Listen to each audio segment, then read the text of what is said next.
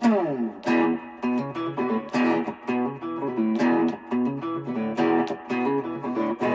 Clark Radio,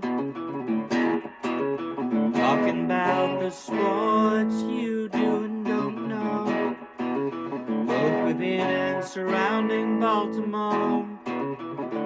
Don't ask him about preseason games, oh no, stuff and things in Griffin Bass, so despite it being on the internet, he can call it what he wants, so Glenn Clark Radio, Glenn Clark Radio, Glenn Clark Radio.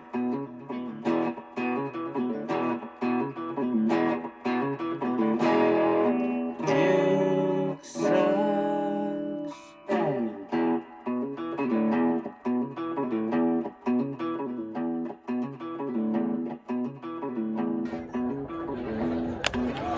Kobe crushes one to left field. How about a Kobe Jack? That thing landed on the concourse. Back-to-back moonshots. O'Neal and Mayo. How far can you go? Mr. Mayo says, anything you can do, T.O., I can too. 106 off the bat, 436 feet. Kobe Mayo's 15th long ball of the year, his 41st RBI. And the Birds up 3-0 early in this one. Courtesy, of course, of Masson. Can't help but notice you shared one of the back-to-back home runs. The one that produced one run. Well, yeah, but that one went further. The one that produced two runs. You didn't want to share that one? I mean, that would have. I mean, like, say that was all they did last night, and right, they would still be playing right now. It'd be 2-2. That's true. You're right. Yeah. That's a good point. Still, I came in with the O'Neal home run on yesterday. Yeah, yesterday. For a second, were you worried that he was going to hit three? No, I wasn't. For a second. Of course. I don't know. If they'd left Detmers in the game, he might have. Once I saw he was in the lineup, I was like, oh, he's not hitting 3 home runs. Oh, yeah? Yeah. Can only. Because they only let guys have like 2 at-bats anyway against any I mean, to be fair, certain pitcher. We were ready to kick Leody Taveras off the team yesterday. That's true. I was thinking about coming in with him since we cut Leody Taveras yesterday. Kicked him off the team, and then he went out and hit a home run.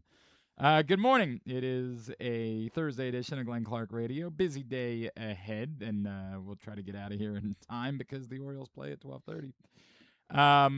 Tim Kurkjian's going to join us in a few minutes. We will talk to him, obviously, about what the Orioles did this week at the deadline and where they find themselves.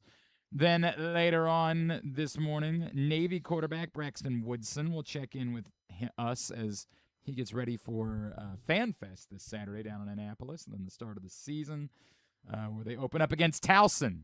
What are your thoughts, huh? I think, I mean, I typically support Navy. Of course, I love the Naval Academy, but schedule maker's not throwing them any favors. Sound like kind of a son of a bitch there. It sounds like you're doubting them. I mean, yeah, they're playing the Towson Tigers. Right. Covered against the Terps last year. That is true. The problem is one of these teams is good at football. I think all 3 teams we just mentioned, I believe, are pretty good at football. Yeah. Yeah. I think one of them is. And then also this morning we will. You're disrespecting Navy and Towson. I mean, that's that's not. Anyway, Robin Lundberg, media personalities. You hear him on Sirius XM. He's got a new book out called Caitlin Clark from the Logo. I have, for the most part, purposely tried to avoid all Caitlin Clark conversation because you hate views. I guess it might be. I hate idiocy. I hate lowest common denominator. Now, what I like about Robin Lundberg's book is that he tries to keep the focus on basketball and why we enjoyed Caitlin Clark so much to begin with. The problem is, to me, it almost becomes short-sighted in that way because I don't know. We'll talk about it with Robin Lundberg when we get there, but I definitely think it's better than that cockamamie book that Christine Brennan put out, which is, by the way, one of the most embarrassing debasings of a career that I've ever seen from a journalist. But that's what it is. All right. I don't have much to say. I enjoyed going to the game last night. Our buddy Patrick Stevens and I took the baseball contest in. It wasn't a lot to talk about from it. They hit 3 home runs. Leody Taveras hit a pinch hit home run when they could use the insurance.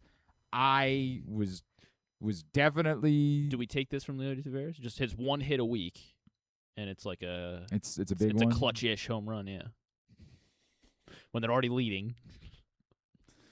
I definitely would have preferred Kittredge in the 8th, Cano in the 9th. Like that part, I don't know. I guess the way that it worked. I forget what happened. Did Kittredge even put anyone on? I guess he did.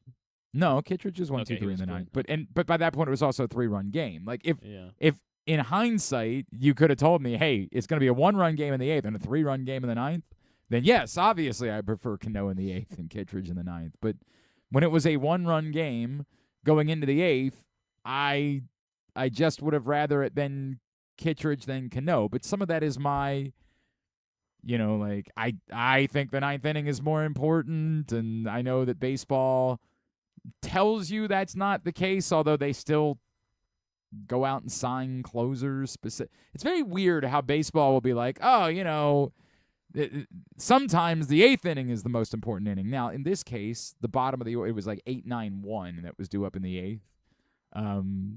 So it's really a case of like, who would you rather have face Neto, and then who would you rather have face Trout? You think they were gonna if Cano had put a runner on and Trout had come to the plate with, I guess, so he would have been the. No, I think Cano was going to face Trout. Yes, okay. if somebody got on, I think they would have left Cano in with a runner on base to face Trout. So you can make that argument that, well, if you got to face Neto and Trout, you'd rather it be Cano than Kittredge. Although, Shanuel, I know, had at least 1 hit last night. I don't know. That's just an 8th, 9th thing to me. Like right now, the guy that I believe in the most is Cano. So somebody's got to pitch the 9th. You got rid of Tyler Wells, who was your best option. I just don't trust Andrew Kittredge in a 1-run game in the 9th inning right now. I think it's barely trust him at all. Yeah.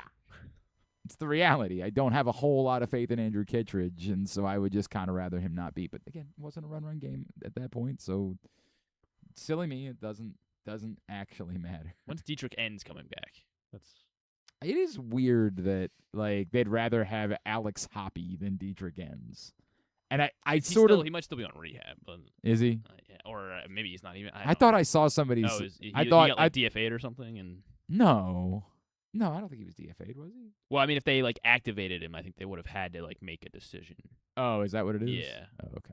Well, I don't know. But yeah, Alex Hoppe coming in his first pitch as an Oriole, throwing it to the backstop was a bit much. Ultimately allowed the inherited runner to score. It's a little bit. Look, Trevor Rogers is still on the board. Yes, it goes down as him allowing 2 runs, but like he left the runner on first base. It's sort of a wink, wink, nudge, nudge thing that he allowed 2 runs. He was great. He was outstanding. Now I get it. It's the Angels. You better be outstanding, but he was.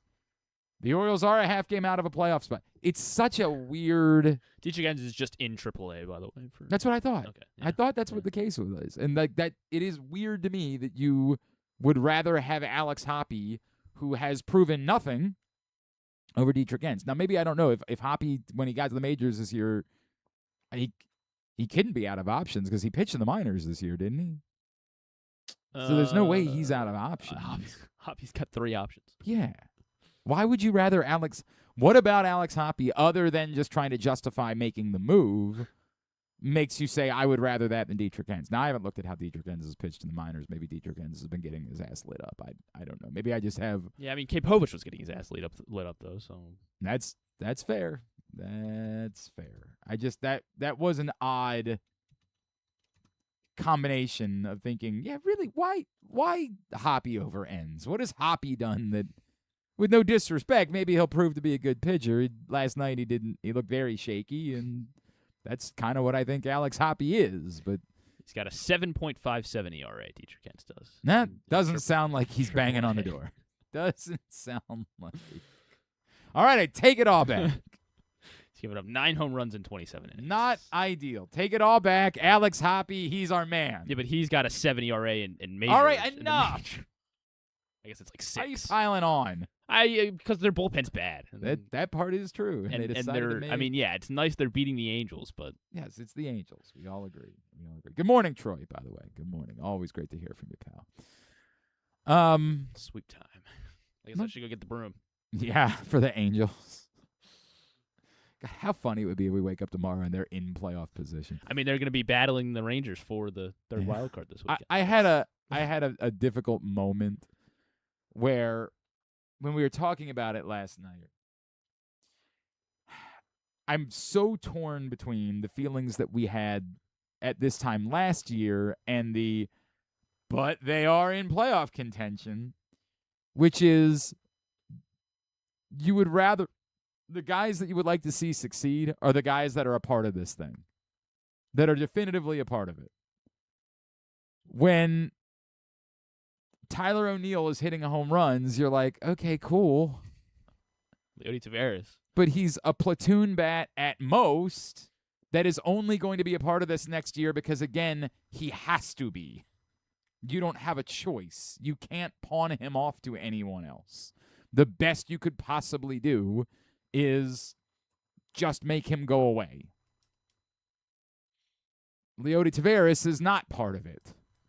Trevor Rogers, God bless him, is only going to be a part of it if the Orioles are willing to outbid everybody else. You really want to see Gunnar Henderson, Kobe Mayo, Jackson Holliday. Kobe Mayo hit one on the concourse last night. I understand that. He's doing his part. I'm not taking that away from him.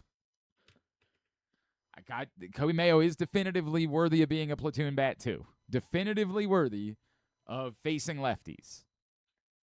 But you want to see those things happen, and you're not seeing them. So you're left with this feeling of conflict where, yes, you're glad the Orioles won and they are, in a playoff race. That, legally speaking, is true, even though they're still not a good baseball team. And even though you're not really taking anything away from the games they're winning right now because they're playing the Angels, you don't believe there's any real carryover of that to what they might do against an actual baseball team. To be fair, when they beat actual baseball teams, there's been no carryover from that either. There's no carryover from anything ever. Nothing that happens means anything going towards the next day. All that being said, as I was leaving the ballpark last night and talking to some folks, I couldn't shake that thought.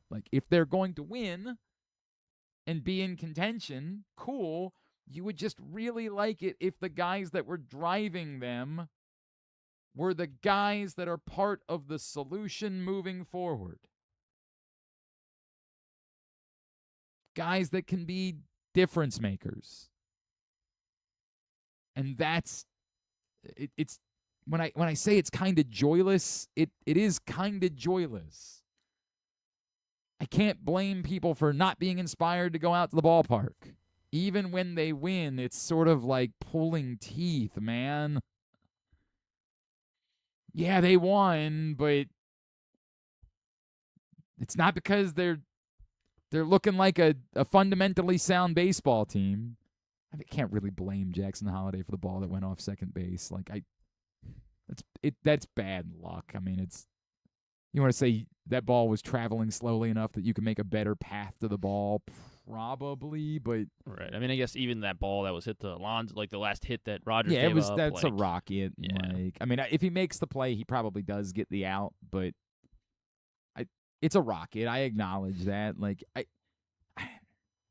I'd love this to be a team that you could constantly count on those plays being made, but it's tough, man. It's tough. I mean, it is weird, because you look at the third wild card in the National League, and it's the Phillies, and people are talking about them, to win the World Series, right? At least have the possibility. Yeah, of it. And the Orioles are going to be playing for the third wild. They're going to have it, even if they lose today, if they get wins over the Rangers, that's a big if. Yeah. We're still debating if we even want them to. It's not even that we're debating if we want them to. If you're gonna be in this position, you want them to. It's just there's no. It's sort of like rooting for your team to be the 8th team in the NBA playoffs. Yeah, we're here. Might as well get in. Who knows what kind of silliness could occur? But you don't actually believe they have any chance of doing anything. Maybe that's, Gunnar Henderson puts on his Jimmy Butler Superman cape and takes the 8-seeded Heat to the. That wasn't real. You keep talking about that year like it was real. There was nothing real about that.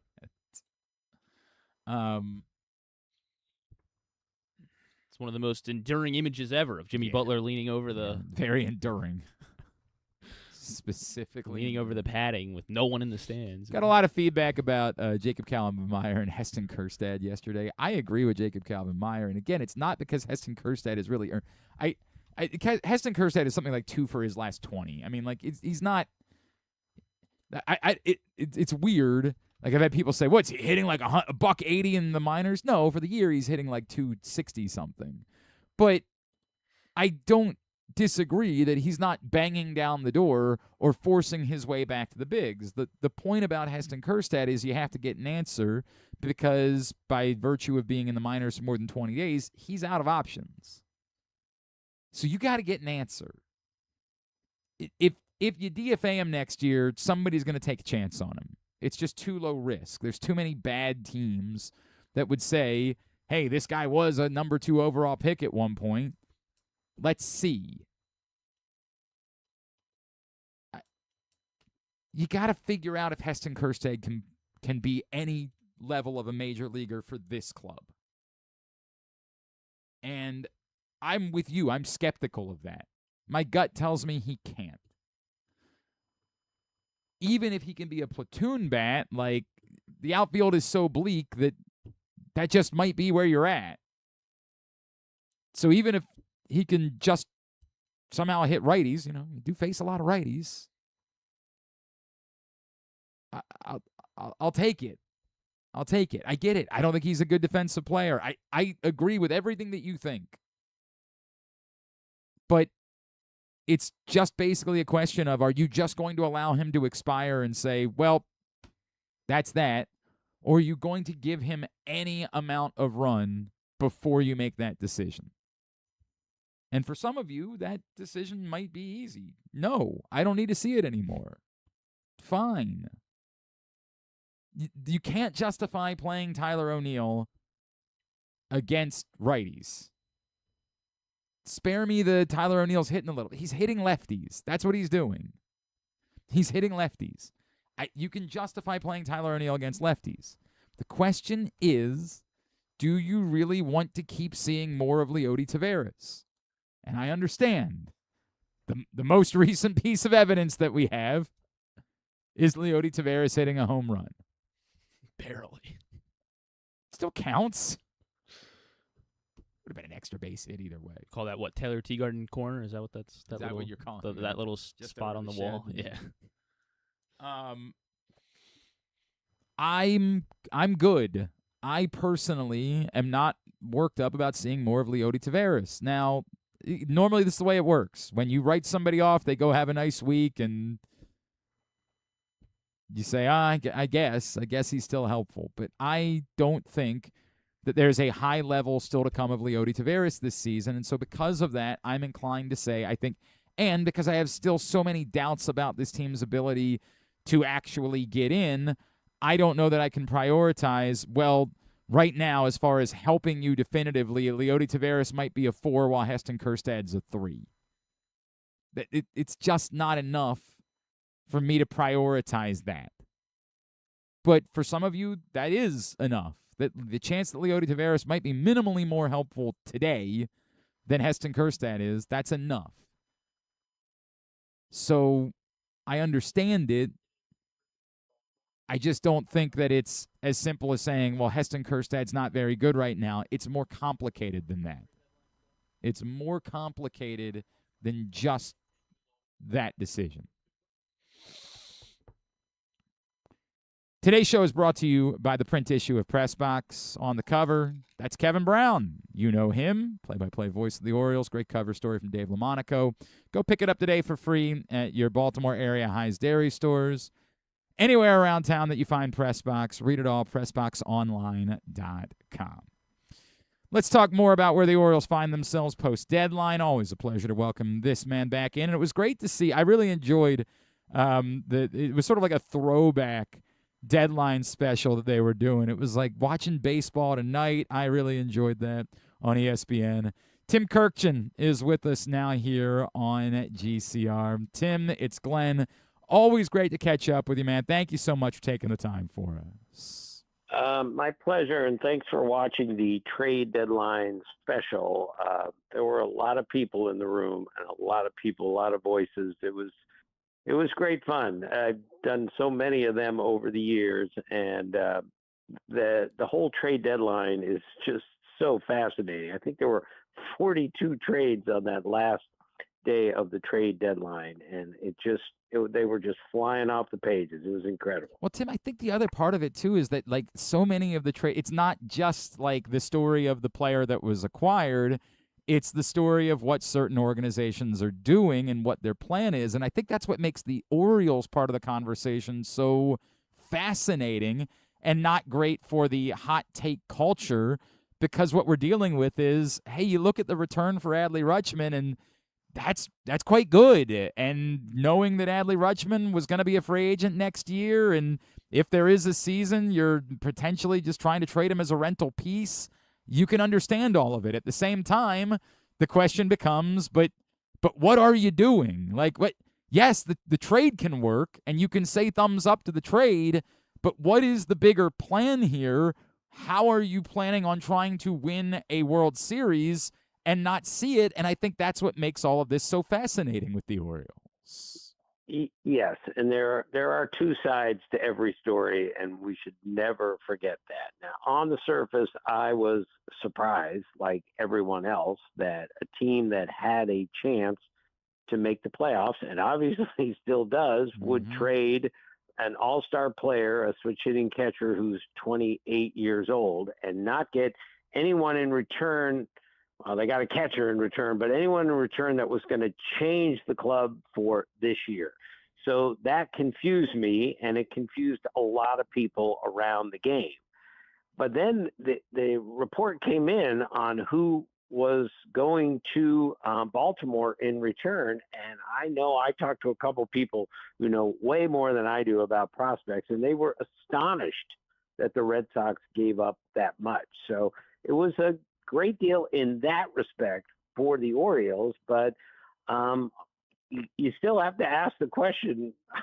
Glenn, I still go back to Earl Weaver all the time. And Earl used to tell me, if you have a chance to win this year, you have to go for it this year and then figure out next year.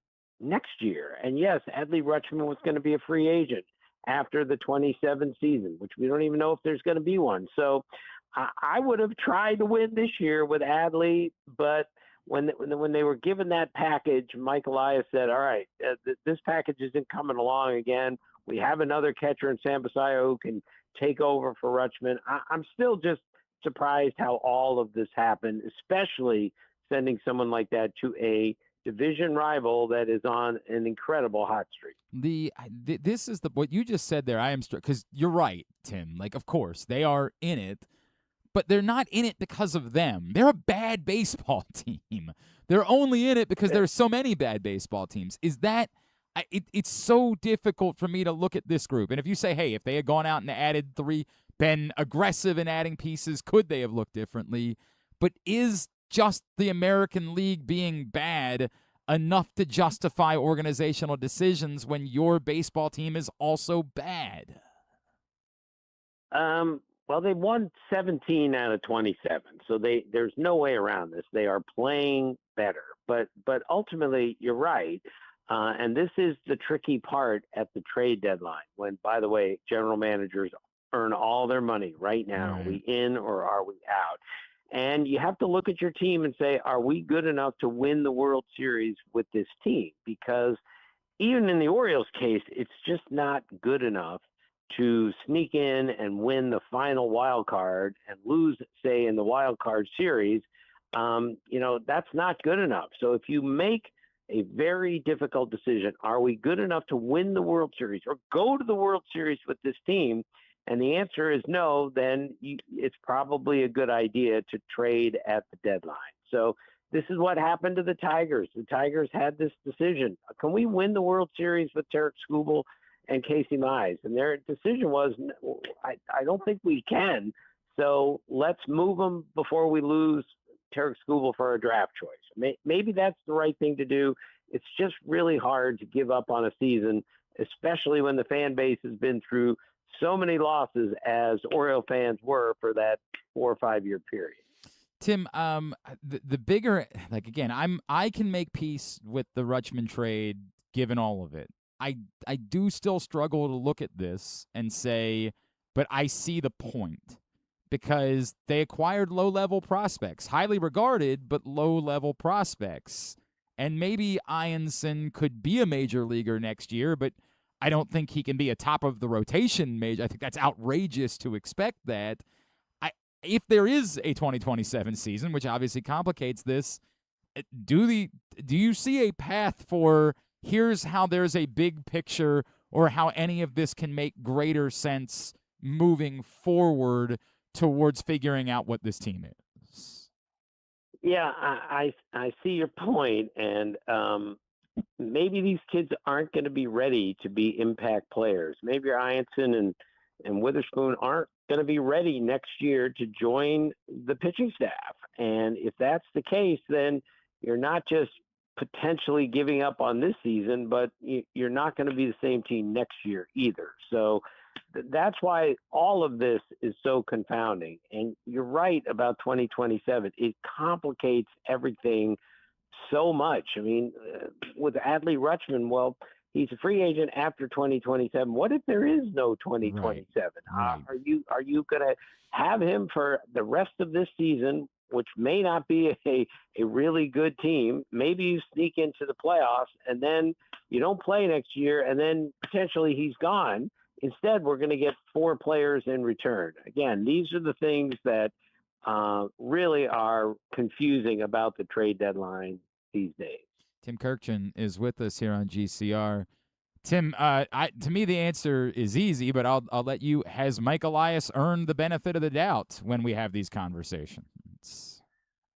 Yeah, I think I thought it was a big trade deadline for Mike Elias. And what's he going to do? And is he going to improve the team? Well, I just don't see how he improves the team for 2026, but has he improved the organization moving forward?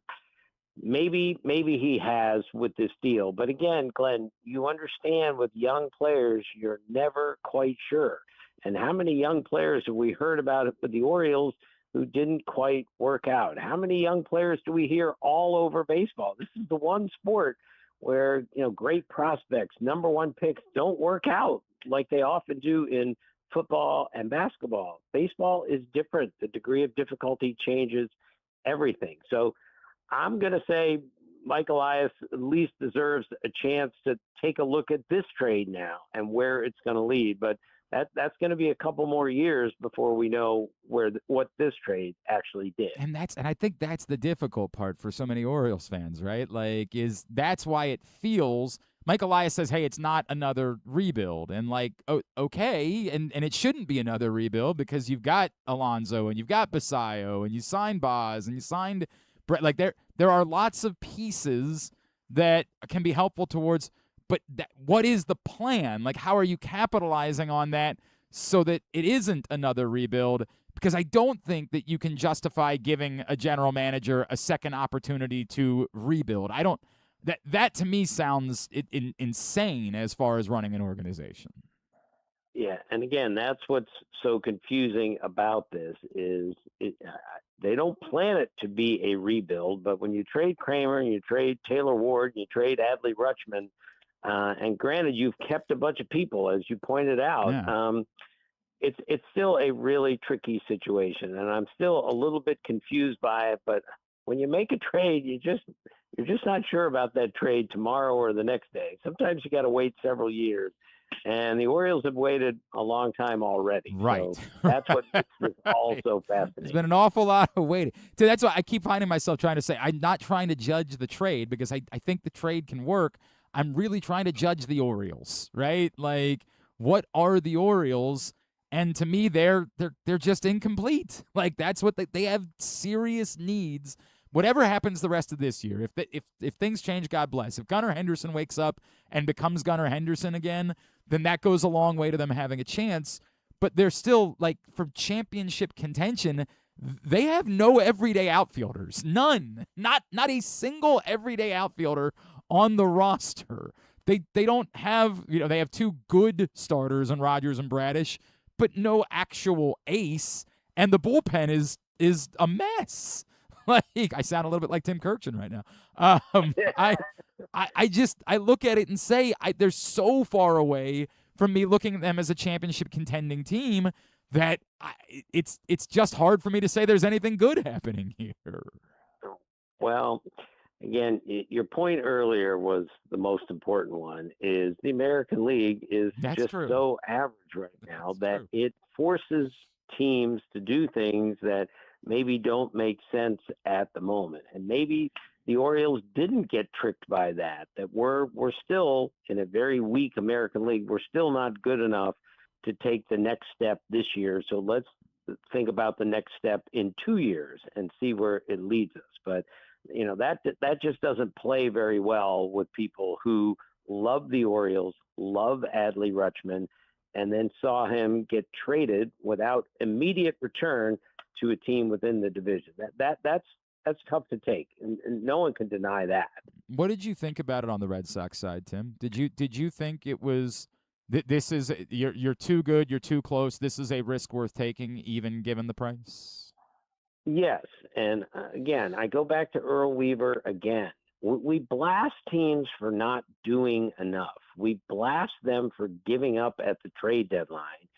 And we blast them for giving up too much when they're going for it. And that just doesn't seem right. The Red Sox are going for it. And I love the aggressive stance that they're taking. And they're showing everyone at Fenway Park, we've got this place back. The energy is here. Our team is rolling. And we can add to it by adding a 28-year-old switch hitting catcher who made the All-Star team this year. And we have 4 homers out of our catchers all season. This is a major upgrade. The door is open to make the playoffs and maybe even go to the World Series from the American League. They're the favorites, right? Aren't they the favorites at this point to win the American League? I think Tampa Bay is the best team in the American League, and I think the Yankees will be the second best team, assuming Aaron Judge comes back and is the best player in the league when he comes back. And that's a big assumption at this point. But you just can't give up. When you're 30 out of 35 now for the Red Sox, and you get a chance to add a major leaguer, not just a major leaguer, an all-star who can help your team immediately, I think you have to go for it. And I'm a big, let's try to win. Let's go for it. That's kind of the goal of every team, is to try to win. And that's what I saw at the trade deadline. I saw a bunch of teams saying, we have a chance here, we're going for it. That's a good thing for baseball. If there's something that I am actually disappointed in with the Orioles, Tim, it's watching what the Blue Jays did. And I'm so high on it. I'm so high on capitalizing on, look, it doesn't look good for us right now, but let's not utterly bail because we have pieces, and this has been a disappointment this year. But, I don't think Vlad Guerrero Jr. is going to be this bad moving forward. It sounds an awful lot like the conversation we're having about Gunnar. I love trade Gausman and go get Soriano, who can still help you this year in the outside chance that you can do something and can be a factor moving forward. Is that the path that maybe would have been more beneficial for the Orioles, particularly given Trevor Rogers is going to be a free agent? We don't know what's going to happen. Could they have done something similar to that and walked the line both ways? Yeah, and that's really hard to do, though. What the Blue Jays did was they took 2 expiring contracts, one Kevin Gausman, and brought Soriano in. And he's a good pitcher, and he gives them an outside chance to make the playoffs. But I don't see the Blue Jays making the playoffs. No. But that's always the goal at the trade deadline is, can we move players that aren't going to be with us long term potentially because of contracts or whatever, and still get better? That's the hardest part of any trade deadline, is to trade, but also acquire important pieces for this year. And the Orioles just didn't do that, and the Blue Jays did. But that doesn't mean the Blue Jays are going to make the playoffs. No. But I thought they did a good job in trying to get better for next year by trading a guy who might not be there in Kevin Gausman. I was really high on what they did. Tim Kurkjian, you want to plug the podcast, sir? Is this a great game or what? My son and I do it 3 times a week. We laugh and we learn. We don't ask a lot of really difficult questions like you did today, but we have a lot of fun on our podcast. We laugh and we learn, and we have some great guests, and just a thrill of a lifetime for me to work with my son on a podcast like this. So thanks for offering. Tim, one day, and before I'm out of this business, before you've decided you're done with it, there's going to be a day where everything's just pleasant. I swear, there's going to be a day where everything in Baltimore is just pleasant, and we can just have fun and have a pleasant conversation like that. Tim, always appreciate you, sir. Thanks for taking the time. Let's do it again soon. My pleasure, Glenn. Thank you. Tim Kurkjian with us here on GCR, and the only criticism I really have, as I keep saying, I would have done that. Tim would have been more focused on this year. I can't justify that. I can't justify focus on this year because the league is bad. I just can't. That's not good enough for me. But what the Blue Jays did in saying, hey, let's not give up on this year. It's not likely, but let's do both. Let's prioritize next year and still try to find a way to help this year. That's what I thought the Orioles should have been doing. And I don't know that they didn't try, and that maybe the return for Trevor Rogers wasn't as good as the return for Kevin Gausman, and so they wouldn't have been able to make the moves the Blue Jays made. But legitimately, watching Reed Detmers, who I get it, gave up 2 home runs last night. He wasn't great. I thought to myself, but could you have swung that? Could you have swung that? I don't know.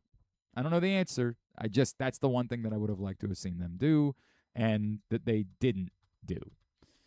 All right, coming up, we're going to talk some Navy football. Their quarterback, Braxton Woodson, he's on the Maxwell Award watch list. He is, as we saw when he played last year, electrifying. We're going to chat with him when we come back in. It's Glenn Clark Radio.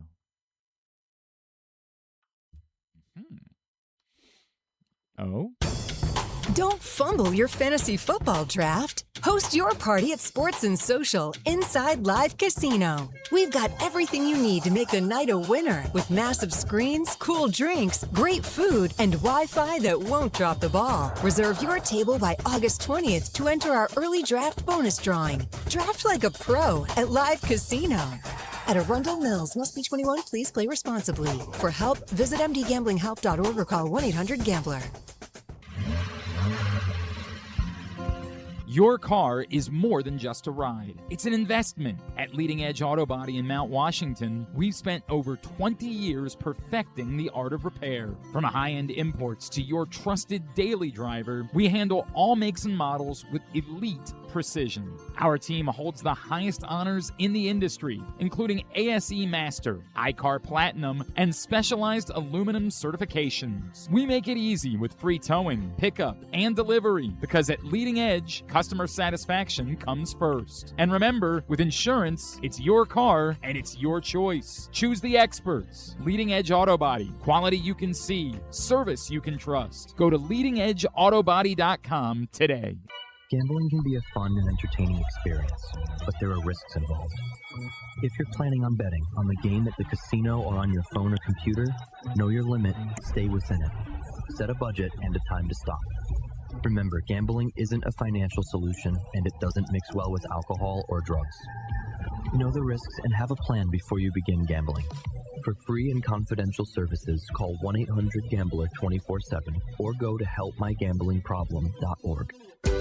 This is Byron Warnken. If you've been injured in a car or truck crash, you probably know this is stressful. Medical bills, the insurance company giving you the runaround, you got to get your car fixed. You don't just need a lawyer, you need results. At Warnken LLC, we represent the injured across Maryland. Whether it's a car or truck crash case, medical malpractice, or any other serious personal injury, we fight for maximum compensation for you and maximum ease for you. You don't want to have to deal with this stuff. Warnken LLC has been voted best personal injury law firm in Maryland for a reason. For us, 443 Results isn't just a phone number, it's our mission. Get the advocate that you need. Call us today, 443 Results, or visit us online, warnkenlaw.com. That's WARNKENLAW.com.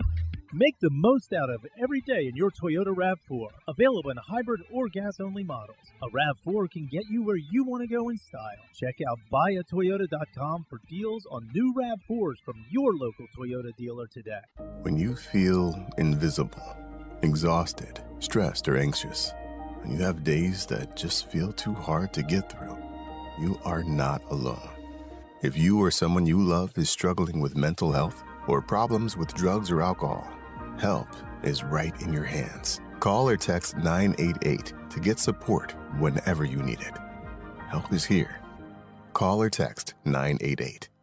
Brought to you by Maryland Department of Health. Coming back in here with Glenn and the other guy, Garrett, whatever his name is. You know who they are. Griffin and I are now working on could the Orioles have made the exact moves that the Blue Jays made? And I don't know. I keep coming back to that. I don't know. It probably would have cost them an upper echelon prospect, but they also would have added a few pieces back in from trading Trevor Rogers. So 2 more years of control for Detmers. 2 more years of arbitration. 2 more for Detmers. Yeah. So either it's the same control either way, Detmers or Soriano. Yeah. Of the two, I would probably rather have Soriano just because I think his talent is the stuff was, yeah. Right? Like, I would definitely rather have him of the two. But maybe in this scenario that I'm talking about, like, you trade something slightly less for Detmers and, get back whatever you would have gotten back for Rogers. I'm not trying to make Detmers Rogers. I think we saw that last night. Which one of them is better? Although, again, Rogers had the benefit of facing the Angels. And maybe the deal would have been there, say, if Nate George and Ike Irish were healthy. Yeah. Like one of those guys. Because now you're talking about who's the next guy after that, and by that point it drops off more. I don't know. That might because the next guy would be a Loy, and maybe. But they just don't want to if you're talking about somebody that's that far away, is an injury to like the Irish injury really going to be the difference in whether or not you're willing to make that trade? If you're that seems I'm skeptical of that. We'll never know the answer. We'll never know. But I am interested. I'm interested. All right, we had to do this a little bit earlier on because of their practice schedule as they're getting ready for the season opener, but a big event before that. Let's head down to Annapolis to chat with Braxton Woodson, Navy quarterback on GCR. Navy football, a few weeks away from starting the season, but they're having a great event coming up on Saturday in Annapolis. Fan Fest, great chance for you to get out, check out the team, get some autographs, meet the players. And one of those players you're going to have the chance to meet who the preseason accolades have been rolling in for, including being named to the Maxwell Award watch list. He is Navy quarterback Braxton Woodson, and he is back with us now here on GCR. Braxton, it's Glenn. It's great to see you again, man. Thank you so much for taking the time for us. No problem. Thank you guys for having me. Hey, Braxton, can you take me, as you move into this role now as the starting quarterback, how much have your experiences getting to play, being such a significant part of the offense, how prepared do you feel like you are now to be the full-time starter, given the chances that you've had? Yeah, I feel very prepared, and I'm very blessed and, grateful to have those opportunities. Those were very crucial moments for me. I think as far as just having nerves or going out there and just not, fully confident in your ability, having those, being able to get out those wrinkles those past couple of years has been very good for me. What is the difference like from you, from a mentality standpoint, from a leadership standpoint, when you do come into a season as like the undisputed QB? We always talk about QB1, right? Like it's just a phrase we love to use. What did it mean for you maybe during the spring, into the summer, how you carried yourself? What changed for you knowing that was your role now? Yeah, I think it's like you just said. It's just how you carry yourself is how, you jump into that role, how you assume that role. Obviously, it's a little bit more than just being a quarterback. You're the guy that everybody's looking to, so you got to prepare yourself the right way, and you got to execute at practice the right way, that kind of thing. What did you learn from being around Blake and the relationship that you guys had? And it was really cool last year talking about how he helped you prepare when you were the guy, right, while he was hurt. What are the things that maybe you took away from him and how that's benefited you as you now take on that QB1 role? Yeah, I think outside of the football stuff, Blake was just a really good people person, and he was just really good at, having that leadership characteristic. And I think that's something that I learned from him, his ability to kind of make sure he knew everybody that he was, leading, and everybody had an understanding of what his goal was stepping into every game. I think that's an area where he was really, really effective. And that's where, I try to take bits and pieces from there. You are an electric playmaker. We know that about you, right? We have seen that. What are maybe some of the next wrinkles of your game that as you've gotten even more entrenched and comfortable, you feel like people are going to see as we go into 2026? Yeah, I think it's just the ability to go out there and just as far as just execute. I think execution is always good. It's good to see the big plays because those are kind of flashy, but just to go through a full drive and then come back out and do it the next time is really where I want to grow. Just the ability to go out there and not have the flashy plays and still be able to put points on the board. Man, I feel like that's so important at Navy too, right? We know what a Navy offense, for as many electric plays as there'll be, there's going to be a point at which you're going to have a 12, 13, 14, maybe quarter-long drive, right? That's going to occur. And do you almost have to teach yourself that patience of, hey, that's okay. That's a good thing. We don't need to get it all at once. Most definitely. That's exactly what I'm speaking of. Was it a difficult thing for you at any point? Was there a part of you that was hey, man, I would kind of like if we just let's just go get those chunk plays? Did you have to teach yourself maybe any of that patience?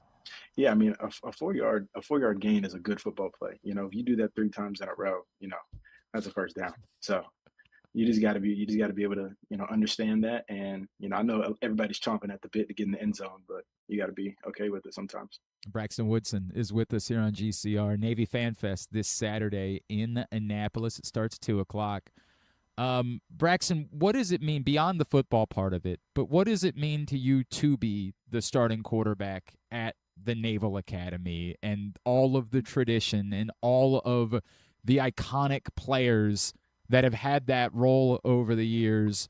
What does the weight of that mean to you personally? I think it's a weight that's just going to help me, play that much better because, I understand that, I'm walking on the shoulders of giants. There's a lot of guys who came before me who've done some really, really good things, not only on the football field, but within the brigade of midshipmen, within the community. So just being worthy of that every day is something that I'm striving for. That's really cool, man, to hear you say it that way. Does the country realize how good the offensive line in front of you is? Does everybody I think you're getting a lot of attention. Does everybody know how good that group is that's protecting you? Yeah, we really have some great leadership in that room, and Hoke Smith and Cam Nichols, those dudes, they're ready to work, and they're coming out every day, putting their best foot forward, ready to go out there and get it. We got some guys that are really going to make some noise this season. I truly believe that. How are you with the accolades? I mentioned, obviously, the Maxwell list. There's been a lot of them related to the conference. Mm-hmm. Are you the type that appreciates it? Are you more like that, I kind of wish they disrespected me and so I could have a chip on my shoulder about it? How are you with all of that stuff? Yeah. I think, here at Navy, we always say the chip is on our shoulder. I feel like, some of us are a little bit undersized, under-recruited, that kind of thing. So we always have a chip on our shoulder. But as far as the accolades go, I'm not really looking too much into that. My parents, they're all about the accolades and he said this on the podcast and that kind of stuff. But, I leave that to them. I just worry about football. Hang on. Are they texting you about it? Did you hear what this guy said about you? And do you say back hey, thanks, but maybe I don't, how do you handle that? Yeah, I'm I'm like, thanks, Mom. I appreciate it, but I'm gonna just worry about football. I'm good. Right. We got to get ready for Towson. That's all that we can be thinking about right now, not Right. what anybody is saying to me. That look, obviously we all know what a special year last year was, right? Like everyone is aware. I still get goosebumps thinking about the way that you guys won the Army game. It was that special. The bowl games that you guys have been winning, but we all know what's next, right? Is like that next step is winning the league and getting into the college football playoff. I recognize that you want to think about one game at a time. I acknowledge all of that, but how much do you feel like this team is capable of doing those things and that being the next step for this group? Yeah, I think we're more than capable, and I think it's a very process and driven goal. I think you got to start, like you said, with the Townsend game, and you got to build from there, because the team that wins that championship isn't the team that we have right now. I think every game we're going to learn and we're going to grow, and that's going to help us that much more when it's time, to play that big game. So we just got to, stay focused in the moment right now. Obviously, it's good to have goals down the field, but I think just sticking with that one day at a time, that 1-0 mentality that we talk about here, is what's really going to help us out. I appreciate that, man, and I think that you guys are very capable. Who is it that maybe isn't getting the love? That, like you're saying, I've been watching this guy, maybe going up against him. I know practice just starting, but the way that he's come on in the spring, who's somebody that you can already see maybe is going to play an even bigger role on this team than what we've seen before? I think as far as the defense goes, it's just like leadership and just taking it. I think our linebackers, I think Mark Anthony and Coleman do a great job, and they have like an infectious attitude as far as their approach, and they're just some hard-nosed dudes. I mean, they're just really hard-nosed dudes that want to go out there and play some football, and I think that's going to spread throughout our whole defense, and that's just going to make them that much better. I was looking at your Instagram page, and I saw a post where you just said, "Can't complain one bit," and it to me, this post is like the definition of what makes you different than any other starting quarterback going into the college football year. And it's that, like, the joy that you have is about everything that you're doing at the academy and holding the weapon and preparing for service.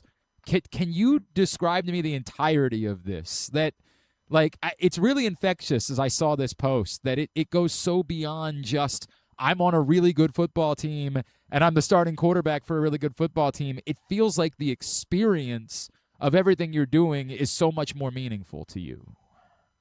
Yeah, I mean, it's just, you got to be able to compartmentalize. That's something that we talk about a lot here. Like, when it's time for football, put your nose down, go to work, and it's football 100%. But, at the end of the day, we are midshipmen.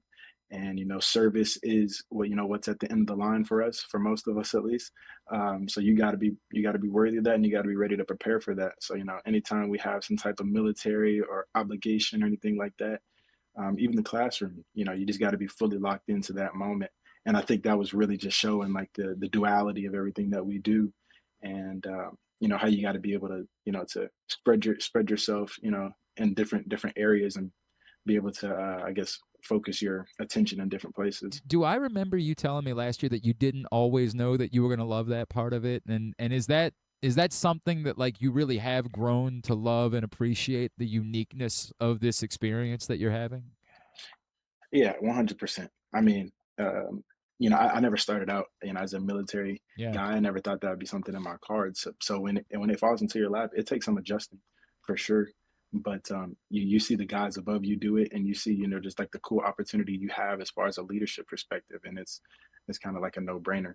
Man, it's really cool to see that. I can't. It really does give me goosebumps, right? Like we root for you anyway, but like just the appreciation of that is so freaking cool to me, and really says everything that we need to know about you and so many other guys that have come through.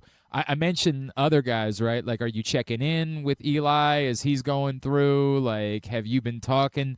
It's kind of crazy that, like, Navy's kind of peppering the NFL at the moment, right? Yeah.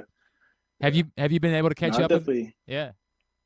Yeah, I've definitely talked to Eli, and I talked to Rayon a little bit. Yeah. I haven't talked to Landon so much. I'm sure he's pretty locked in up there in Cincinnati, but I wouldn't put it past those guys. If I gave them a call, they'd all answer. Despite how difficult and how challenging their careers are going right now, as far as making the teams and just competing, I think they'd still give me the time of day, which just says a lot about who we are and the type of people that come out of Navy. What does it mean to you to see that like the pros are recognizing the program and what you guys are doing, and that there are more and more of your brothers that are getting those opportunities, and obviously we know you might be next on that list?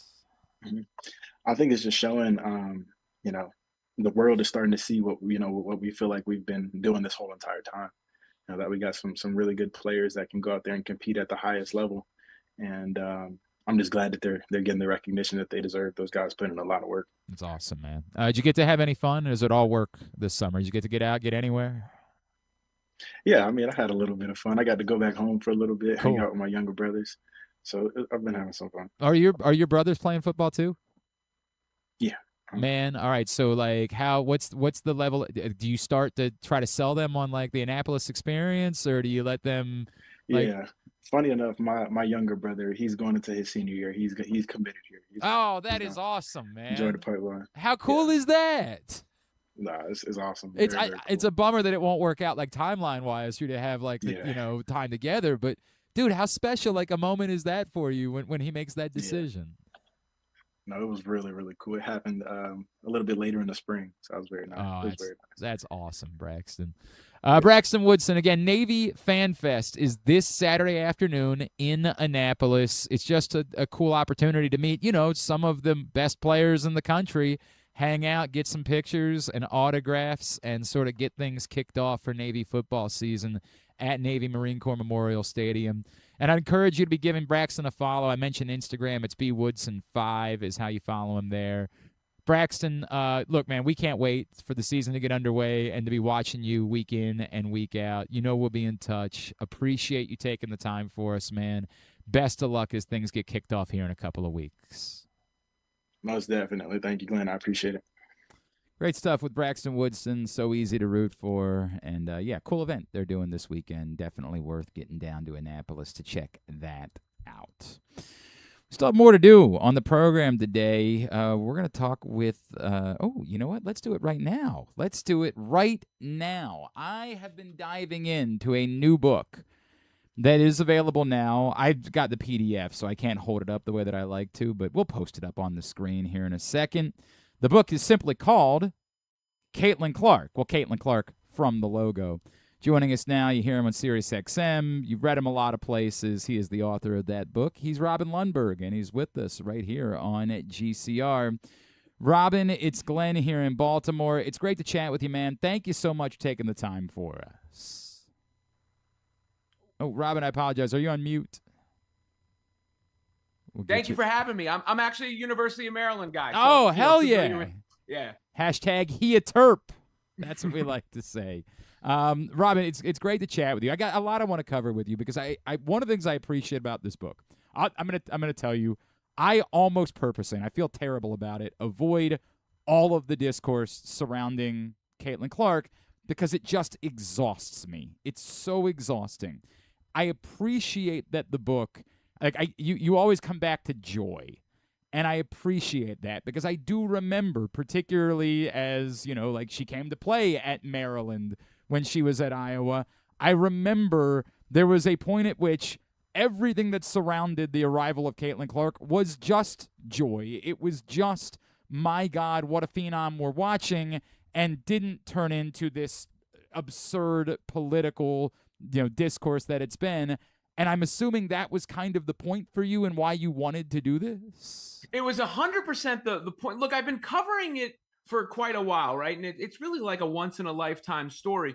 But when we're thinking about the concept and how to execute it, that was my thesis, and that was my mission statement. So I'm glad that cut through in that way for you because, it's almost like a repeat of 2024. This year, and I couldn't have necessarily predicted that to be the case, but I think it actually fits the timing of the release perfectly because it was the point that I was making. Everybody always tries to attach all these other narratives and all this other meaning. And I just wanted to recenter it and be like, no, this is what happened. And this is why she became who she is. What is the line for you, Robin? Because I appreciate I do think that, like, the attention that was initially paid to Caitlin Clark and the reason why we were so fascinated with her was because of what you talk about. She played like Steph Curry. She did things that we hadn't seen anyone do before.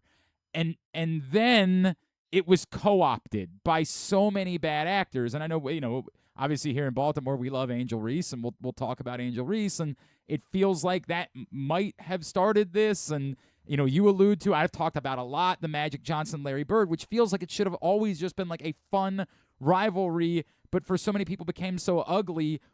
What happened? Why did it go from just being about joy and basketball and fun sporting rivalry?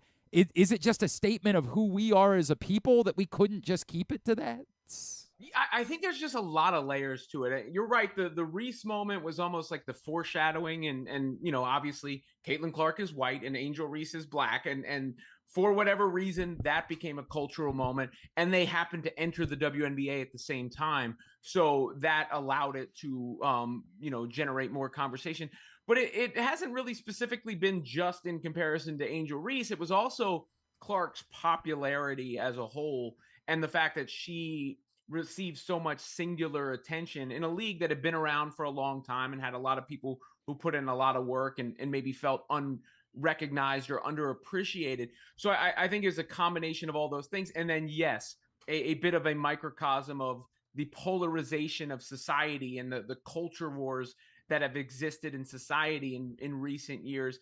And all of that has been co-opted. And the crazy irony of it is that Caitlin Clark says and does nothing controversial. Right. It's just she has said nothing no controversial, yet somehow people have spun her into a controversial figure. Well, they want her to be. Like, they want whatever they represent, they want her to represent that too. And it's maddening. And again, why I normally avoid the discourse. I think it's interesting too, because you point out even about the initial, what started the you can't see me, the John Cena thing.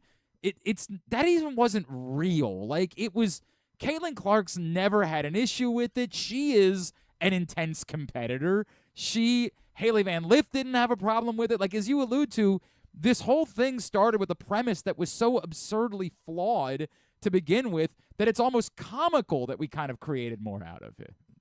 Yeah, and look, Angel went a little OD in that moment. She was following her around on the court, right? Like, but it doesn't have to. Then it doesn't have to be talked about for international weeks and weeks. Like, when you're playing the most important game of your life, you might be a little more intense. Maybe. I know it's crazy to think, but believe it or not, we've seen a million athletes who have been intense in big moments. It's just, I guess, we had never seen it from high-profile women's athletes the same way in that moment. Yeah, and that's the other aspect of it, I think, is the women's dynamic. So the WNBA is different than a lot of other leagues when you focus on the fact that obviously it's women.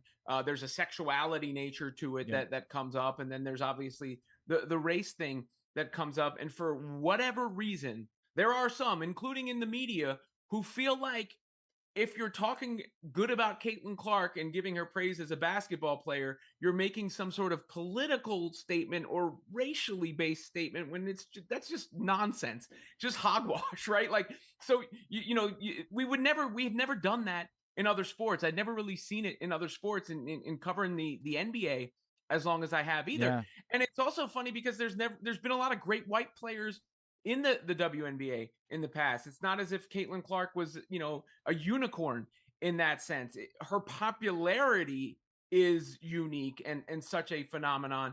And ultimately, I think that's the root of it. Everything else springs from it. And you get into the culture dynamics that exist within the league and the coverage that came from there.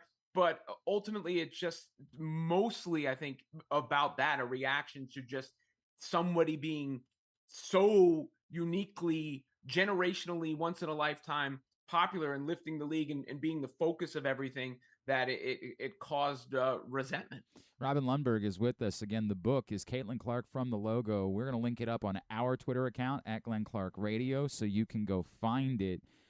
Robin, I in reading the book, I appreciate how hopeful you kind of are, right? Like, I appreciate this desire. I still think this is about basketball, that we just want to enjoy a basketball player. I'll ask, is it too hopeful, right? Like, is it too... I'll make this comparison. For what it's worth, there is another Caitlin Clark book, and I will not have that author on this show because I think her premise is absurd, which is that the WNBA essentially should have burned everything down and just capitulated to everything Caitlin Clark related. I am incredibly frustrated by the number of people that will say, I refuse to watch anything that isn't Caitlin Clark. Well, it's so antithetical to what we want. The hope was that Caitlin Clark is going to rise all ships. Is it too hopeful to believe that this is still basketball and not just this awful cultural moment that has been too co-opted that we can't go back to that? Few things, and it's a good question. I would say one is, it was both of those things. It was like, and I think that's where some of the resentment came from, is others would be like, I'm only watching Caitlin Clark and everybody else is trash. Right. And people would hear that, and of course they're going to feel a certain way. And then there was, I think, a lack of, or a hesitation as a result to lean in, where, like, I thought Caitlin Clark's last name was End Angel Reese at one point, or, the commissioner would then have to list off all these other players when the question was simply about Caitlin Clark. And two dynamics have spread since then. And one is what you're talking about in all the discourse that currently surrounds the WNBA as we speak, right?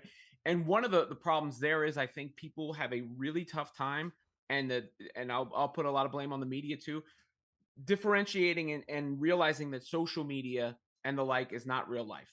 Like, the comment section is dictating the coverage way more than it should, because the real narrative around the WNBA, if I'm the commissioner and if I'm speaking for it, is, oh, you know what? The Golden State Valkyries are valuated $1 billion.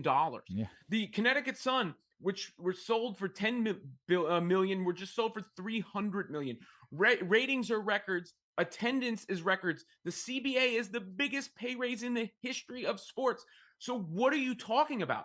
And a healthy league is not just about one player as it goes along. You don't want it to just be about Caitlin Clark in perpetuity.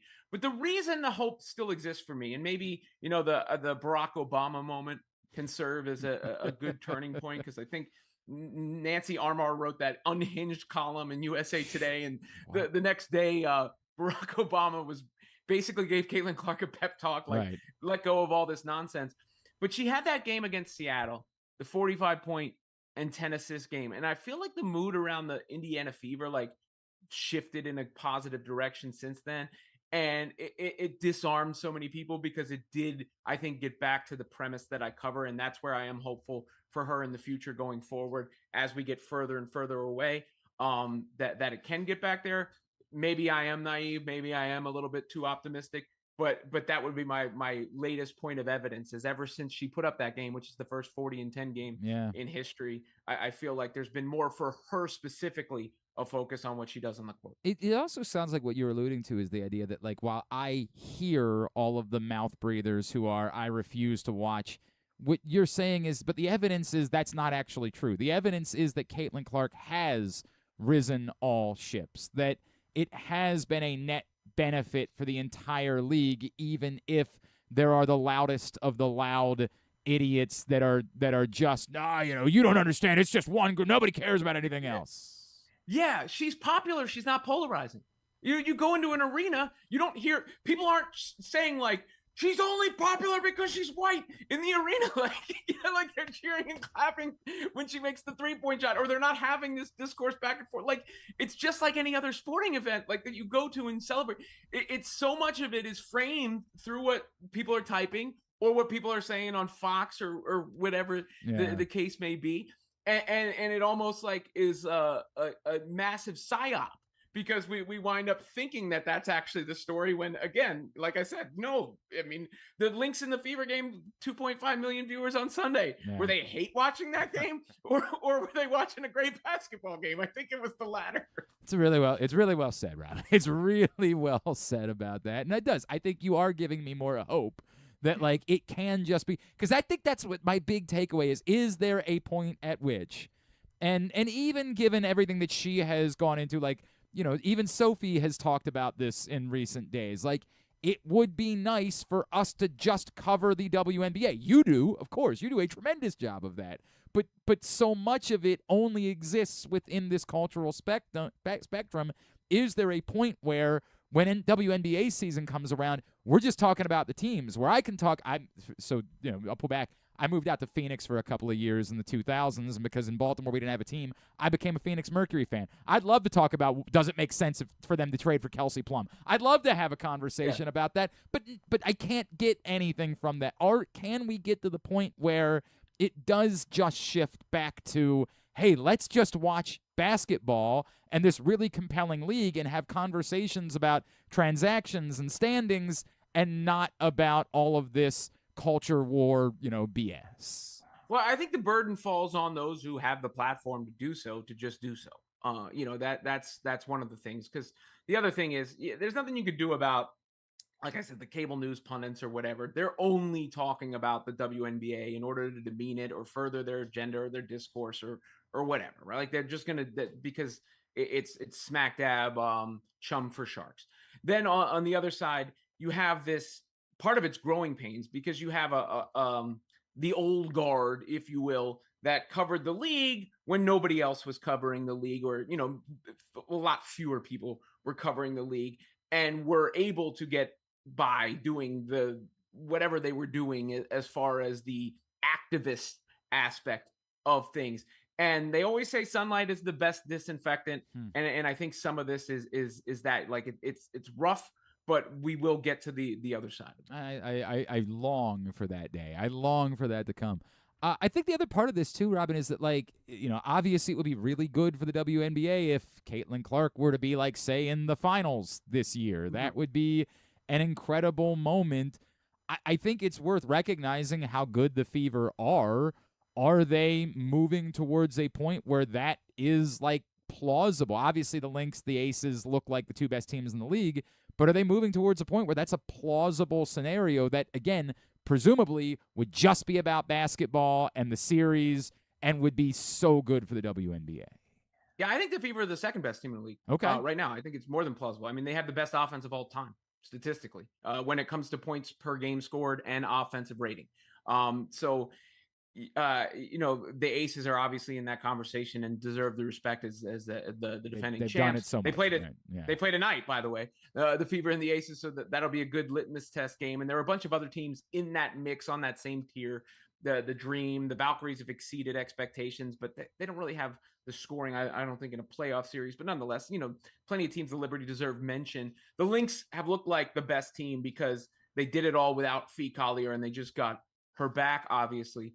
But the Fever, look, they've got they've got two first team all W players in Caitlin Clark and Kelsey Mitchell and Leah Boston. They may have some flaws on their roster and a little bit of a lack of depth, but I think that it's more than realistic for them to be in that mix. And again, they're, just by the stats, not me saying it, they're the best offense of all time right now. So, and yes, that would be huge for the league, because I think you could start to see numbers in the 5 million north range if they were to get into the WNBA finals. By the way, I feel like we shouldn't be allowed to talk about the Lynx without talking about Olivia Miles, who's just been friggin' awesome, man. Like, what a story that has been this season in Minnesota. Robin, the other thing, the tail end of it, like, if I'm trying on the hopeful part, is that the next group of stars that we saw come through college basketball, it does feel like, while nothing compares to Caitlin Clark, like, just that will be a phenomenon that there will never be a comp to. It does feel like the way that we got Juju Watkins and Paige, it feels like there has been a tail effect at the college level related to, hey, we are really excited about watching these special players, and the numbers back that up. Even if it's not quite at the Caitlin level, it does feel like there has been a real impact at the college level. Yeah, I think, that rising tide thing has trickled down there, and there's a few other dynamics involved. A lot more guards now. Yeah. The WNBA has been a very post-big heavy That's league, a great point. And now there's a lot more exciting guards like Olivia Miles, who you just mentioned. And on top of that, it does seem like there's a different attitude from some of the players that are coming up versus the players who had been around.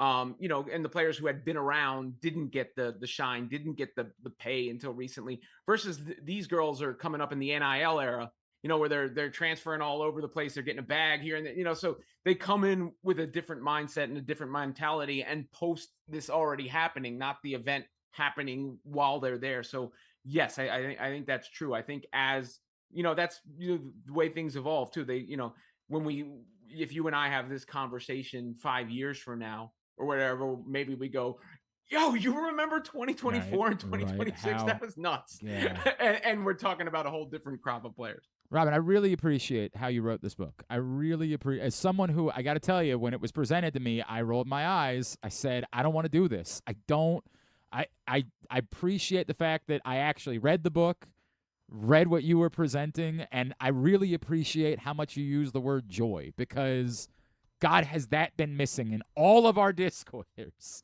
is just how much joy there is in watching this player and in watching this level of competition. Again, go pick up the book. It's Caitlin Clark from the logo. He a Terp, Robin Lundberg. Thank you for spending the time with us today. We really appreciate it, man. Would love to do it again soon. No, thank you for that. That actually means a lot. That was your takeaway when you gave it a shot. I appreciate you, man. Thanks for doing this. Robin Lundberg, again, I you guys know I don't like having the discussion about it because I just get exhausted by it. The book is really good for it ain't the same conversation that everybody else is having about Caitlin Clark and the WNBA. And for those of us that, just like the product and just like watching basketball and high-level basketball, I really appreciated that this was that. It meant a lot when I was going to dive into a book that was the concept here. He did a really great job. And I didn't even really know that Robin was a Terp, so now I like him all that much more. How about that? When we come back in, we will get a tidbit. We'll get tubular. You might have seen that there was a Ravens legend who was involved in a Jeopardy question. Talk about that as well. Glenn Clark Radio. This is Stan the Fan. We talk all the time about our O's stepping up in the big moments, delivering when it matters most. If you've been injured in a car accident anywhere around Baltimore, that's your big moment, and you need someone who delivers. That's why I'm here to tell you about Warnken Injury Lawyers. They fight for Baltimore families every single day. Insurance companies play games. Warnken plays to win. So call 443-RESULTS. That's 443-RESULTS, or go to warnkenlaw.com. When you need results, it's right there in the number, 443-RESULTS. Your car is more than just a ride. It's an investment. At Leading Edge Auto Body in Mount Washington, we've spent over 20 years perfecting the art of repair. From high-end imports to your trusted daily driver, we handle all makes and models with elite precision. Our team holds the highest honors in the industry, including ASE Master, iCar Platinum, and specialized aluminum certifications. We make it easy with free towing, pickup, and delivery, because at Leading Edge, customer satisfaction comes first. And remember, with insurance, it's your car and it's your choice. Choose the experts. Leading Edge Auto Body. Quality you can see. Service you can trust. Go to leadingedgeautobody.com today. When you feel invisible, exhausted, stressed, or anxious, when you have days that just feel too hard to get through, you are not alone. If you or someone you love is struggling with mental health or problems with drugs or alcohol, help is right in your hands. Call or text 988 to get support whenever you need it. Help is here. Call or text 988. Brought to you by Maryland Department of Health. Don't fumble your fantasy football draft. Host your party at Sports and Social Inside Live Casino. We've got everything you need to make the night a winner with massive screens, cool drinks, great food, and Wi-Fi that won't drop the ball. Reserve your table by August 20th to enter our early draft bonus drawing. Draft like a pro at Live Casino. At Arundel Mills, must be 21. Please play responsibly. For help, visit mdgamblinghelp.org or call 1-800-GAMBLER. Gambling can be a fun and entertaining experience, but there are risks involved. If you're planning on betting on the game at the casino or on your phone or computer, know your limit, stay within it. Set a budget and a time to stop.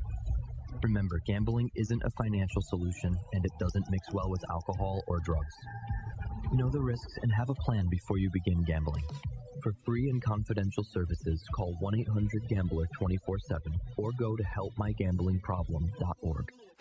The latest edition of PressBox is available now. On the cover, Dave Lomonico profiles Orioles play-by-play voice Kevin Brown, looking at his rise as an amiable mainstay and one of the top voices in all of baseball. Also inside, Antonio Barbera looks at whether the championship window is narrowing for the Ravens veteran core. And our special travel section, with a look at sports tourism options throughout Maryland for you and your family to enjoy this summer. PressBox is available for free at over 250 locations throughout the region, including your Baltimore area High's Dairy stores. Plus, you can read the entire issue online at PressBoxOnline.com, where you can also find great betting advice and the best daily coverage of the Orioles, Ravens, and Terps. Contrary to what some people believe, I actually like this guy when he sleeps. Glenn Clark, talking sports. All right, back in here on GCR. Again, if you missed Stan and Ross earlier this week reacting to the trade deadline, you can find that Facebook.com/PressBoxSports. Click on the videos tab, go to youtube.com/PressBoxOnline or PressBoxOnline.com/video and find it there. This was shared by, Sports Jeopardy debuted on, I believe it's on Disney Plus and maybe on TV somewhere. I'm not sure. Actually, there was did you see what the final was for the first episode of Sports Jeopardy? I did not. So I guess this was really good. Now I'm going to be in trouble. This was really good. Well, this isn't the Ravens one? No, this is not the Ravens one. Hang on, here we go. It's a 2-minute penalty in the NHL, 15 yards in the NFL, and no penalty in MLB if you're Doc Ellis pitching a no-hitter in 1970. I mean, is it as simple as interference? No, it's definitely not interference. Oh, tripping. Thank you. What was Doc Ellis, of course, doing in 1970? I don't know. It's tripping, I guess so. He was tripping on LSD when he threw his no-hitter, famously. It's a very good final. I enjoyed that a great deal. I don't know if this was actual Jeopardy. I assume this was actual Jeopardy based on when it was posted. I guess it could have been Sports Jeopardy. But Marcus Ogden, the brother, of course, of Jonathan Ogden, posted this on Facebook. This was on Jeopardy. Jonathan Ogden's path to Canton began at UCLA, where he heaved defensive linemen and also this 16-pound orb. I guess that would be the shot put? That would be the shot put. Okay. That would be the shot put. Well done. I didn't know he threw the shot put. He sure did. In fact, I believe he qualified for the Olympics. Holy cow. Yeah, but, He didn't want to do it? he had an NFL career in front of him. Yeah, but how many times you get to throw the shot put in the Olympics? I hear you, man. He probably could have won. I think it's awkward that it was literally the exact year, his rookie year, because it was the 96 Olympics were Atlanta, and that was his rookie year. And the Ravens didn't even have a logo at that point. And I think it worked out okay for Jonathan Ogden. Yeah, but he could have had a gold medal. I don't know if he was like a favorite to win a medal. Maybe that might have been a factor in it. I don't remember. He's a giant freaking I dude. hear you.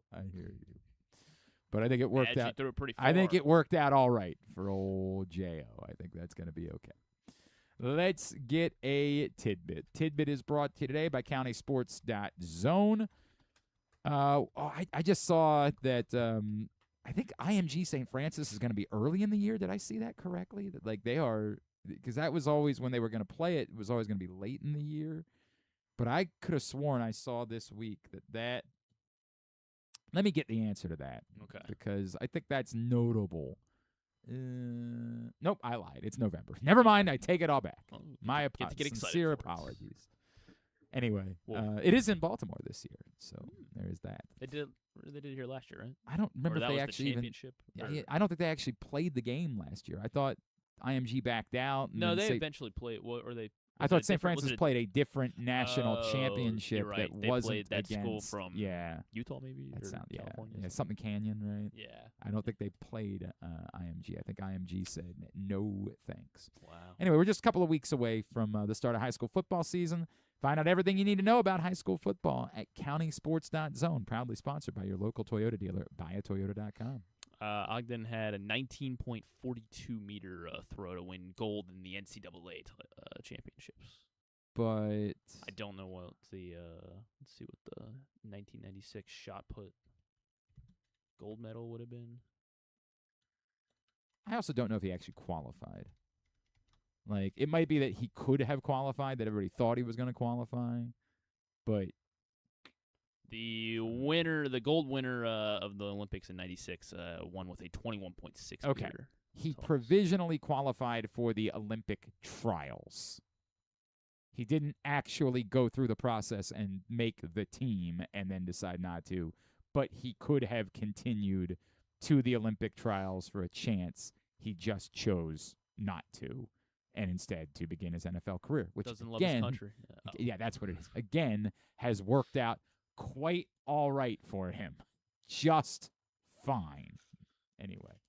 What you got? Last night, Noah Cameron joined a list of MLB pitchers across all of MLB history that has only been done 5 times. He has gone 7 innings, allowing 2 or fewer hits, 3 consecutive outings.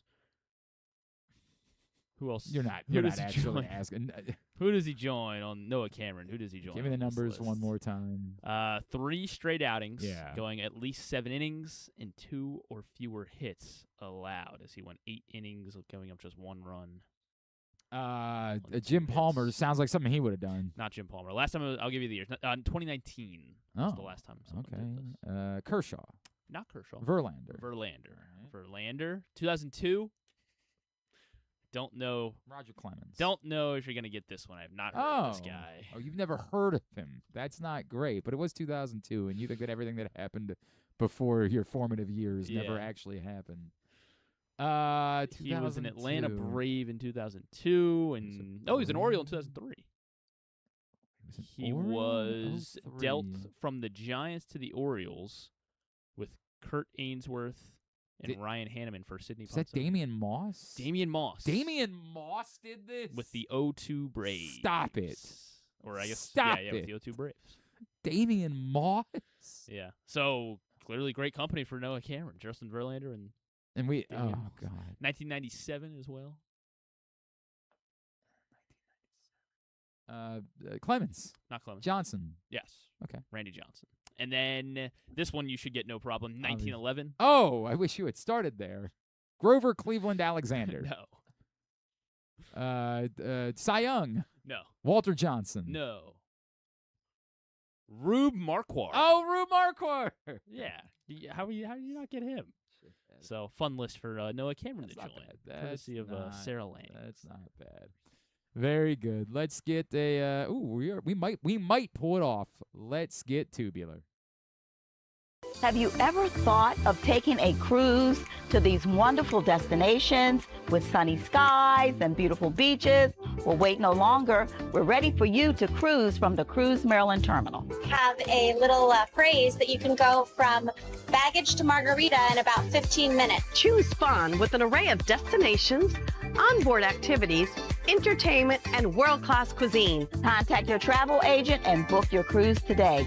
Let your adventure begin. Here's what's coming up totally tubular-wise. Obviously, in just a couple of minutes, the Orioles take on the Angels, looking for a sweep. And given that they're a half game out, they could wake up tomorrow in playoff position. It's wild. Brandon Young on the mound for the Birds. Sounds like you're almost upset. It's just goofy. Ryan Johnson goes to the Angels when he's not busy directing films, apparently. Different spellings of Ryan. That's right. That Ryan is an I. That's correct. Masson. He has one quality start all season. Against the Orioles? Against the Orioles back in June. I think I remember that.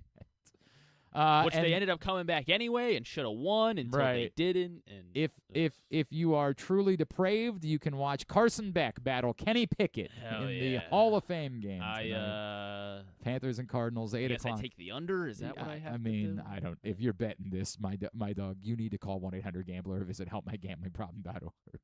You need help. It's the first football game also, of the season. a hell of a way to learn that Kenny Pickett is a Panther. Who knew? That's on. Or maybe I should just take the Panthers because Kenny Pickett's obviously got a lot to prove, and the Cardinals might be the worst team ever constructed Carson in the Beck, history. Have you seen any of the clips coming from Marvin Harrison Jr. can't catch a football? It is. Carson Beck can't take a snap. I would have bet so much on Marvin Harrison Jr. being a star. I thought they had just found that it was going to be Fitz to Hopkins to Marvin Harrison Jr. Well, maybe it'll be the greatest redemption story of all time. Good God. Yes, those teams selected for this game, despite nobody caring, because it's Luke Kuechly and Larry Fitzgerald going into the Hall of Fame, and you're trying to capitalize on the people that are traveling there. It's a whole thing. Because Robin Lundberg brought it up, Aces Fever, 7 o'clock tonight on Amazon Prime Video. That is very good. That's an exceptional one. Everything else, GlennClarkRadio.com is how you find it. Anything non-sports-wise? Not really. Practical Jokers, Celebrity Family Feud. Okay, but Julie Bowen versus Yvette Nicole Brown. Oh, Baltimore's own Julie Bowen. Where'd she go? Where did Julie? Did she like a Micah or something? Where did Julie Bowen go to high school? Garrison Forest. There you go. John's got it written down. I think they were friends. What? We don't realize. I know. John was a big swinging D at one point. John made out with what's her face? Who'd you make out Julie with? Bowen? He's just chuckling. Who was the actress you made out with? Oh, Elizabeth Shue, right? Yeah, Elizabeth Shue. Why haven't we had Julie Bowen? You don't understand. John's a big swinging D. In studio, though. I love Modern Family. Everybody loves Julie Bowen. Julie Bowen's wonderful. I think he even said to me at one point he would get her on the show, and he never did. Come on, John. Oh, all right. Get on that. Yes. No. Real Housewives of Orange County, maybe? No. My Life with the All right, Walter we got to put the Boys, baseball game Season 3 on Netflix. We're done, right? Game's about to start. Thanks. Just the preseason game. You're right. Yeah, that's the only game. Thanks today to Robin Lundberg. Thanks also to Tim Kurkjian as well as to Braxton Woodson. We'll get it all up in the greatest hits section of the Shane Gillis and Betty Gilpin will be on Jimmy Fallon. Huh. I loved what was the wrestling show? Glow that Betty Gilpin was on. Yes. I don't know anything else that Betty Gilpin has done. That's the only thing. But she was awesome on that show. The Hunt. Nurse Jackie? I never watched Nurse Jackie. I probably should have watched Nurse Jackie. She was in the Tomorrow War, apparently. Yeah. 3 Women. Nothing. I don't know what she's playing. But I loved her on The Glow. Office Romance, maybe? She was awesome on Glow. Maybe. I would maybe go to that tour. Maybe. I got to think about that more. I actually don't. Oh, she had a cameo in Widow's Bay as well. I don't think. Oh, I need to watch Widow's Bay. Yeah, I know. I got to watch that too. And I got to watch Ted Lasso. There's just so much going on. And Hard Knocks. No, that's not one that's on my list. list. And there's preseason football. They're like, right. There's football yeah, tonight, gotta, too. Gotta watch that. Thanks to tab at GlennClarkRadio.com. Baseball show tomorrow. I will be off. But if you need me this weekend, you can find me Saturday for Orioles game day on WBAL and Sunday for Ravens All Access on WBAL as well. They're at 7 o'clock on Saturday. Remember, this is a weird weekend. Oh, yeah, you're right. Apple on Friday. Fox on Saturday. The networks knew the Orioles. This was the big one. They were fighting series. for a playoff spot. These two teams. This is an AL wildcard matchup series. Masson on Sunday, if I remember correctly, but it's a 2:30 game. So I think I'm 11-1 for Ravens All Access on Sunday, and Orioles. And then I think I'm doing. Actually, I think I'm on WBAL 3 times before I'm back here because I think I'm doing the morning show on WBAL on Monday. Wow. Is that allowed? Are we allowing that? What? Oh, do you think that you have? You're gonna start having when they ask, I'm like, you're gonna have to run it by Griffin. You're gonna have to run it by my guy and see if he's okay with it. Yeah. So a lot of me this weekend over there. Thanks to everybody at PressBox, all of our great sponsors and partners, including Live Casino and Hotel, the Baltimore Orioles, the Costas Inn, your Baltimore area High's Dairy Stores, Leading Edge Auto Body, Warnken Law, 1-800-GAMBLER, HelpMyGamblingProblem.org, Cruise Maryland, CountySports.zone, Maryland Department of Health, your local Toyota dealer, buyatoyota.com. Thanks to Griffin at Griffin_Bass. Follow us, Twitter, Instagram, TikTok, at Glenn Clark Radio. Have a great Thursday evening. Go Birds. Duke sucks.